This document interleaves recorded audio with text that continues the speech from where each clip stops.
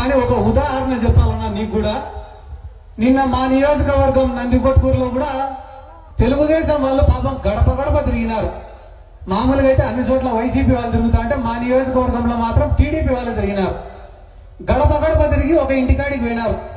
ఏమ్మా మీకు పథకాలన్నీ వస్తానాయా అని అడిగినారు. వస్తానాయి సార్ అంటేనే అబ్బా ఏంద్రా ఏ ఇంటికాడికి పోయినా కూడా అన్ని పథకాలు వస్తానాయంటారు అని చెప్పి మళ్ళా ఇంకొక ఇంటికాడికి పోయినారు. ఒక ఆడేవ నిలబడుకోని నిందాడ. ఆమె కాడికి పోయి ఏమ్మా నీకు అన్ని పథకాలు వస్తానాయా అంటే వస్తానాయి సార్ అని.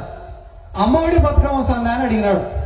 రాలే సార్ అని చెప్పి వెంటనే పోయి విలేకరులని మీడియా వాళ్ళని అందరినీ పిలుచుకొని వచ్చి ఈమె తెలుగుదేశం పార్టీ మద్దతురాలని చెప్పి ఈమె అమ్మఒడి రాకుండా ఆపినారు అని చెప్పినాడు. పాపం మీడియా వాళ్ళు వెంటనే మైక్ పెట్టినారు.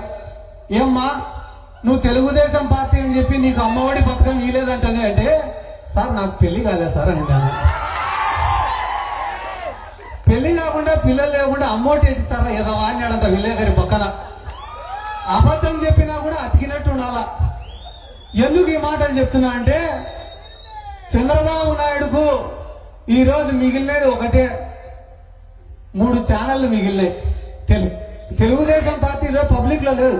యాడుందిరా తెలుగుదేశం పార్టీ అంటే TV5లో, ఈటీవీలో, ఏవిఎన్ ఆంధ్రజ్యోతిలో, సోషల్ మీడియాలో మాత్రమే బతుకుంది తెలుగుదేశం పార్టీ. ఈరోజు ప్రజల దగ్గరికి పోయే పరిస్థితి లేక ఈ రోజు ఏమంటున్నాడు, నిన్ననే ఆడ తెలంగాణలో ఎవరో మాట్లాడుతుంటే ఇన్న బ్రహ్మాండమైన సెక్రటేరియట్ కట్టినాం మేము, 650 కోట్లు ఖర్చు పెట్టి సెక్రటేరియట్ కట్టినారంట తెలంగాణ వాళ్ళు.